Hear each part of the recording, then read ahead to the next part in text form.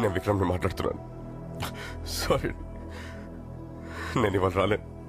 Sorry.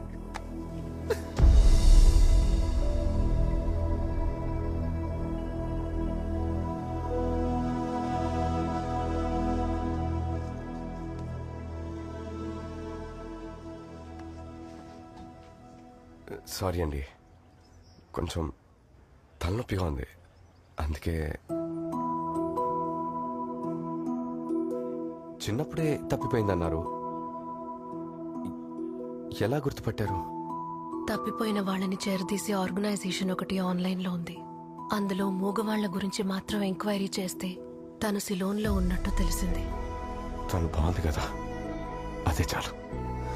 సరే అండి, నేను బయలుదేరుతాను.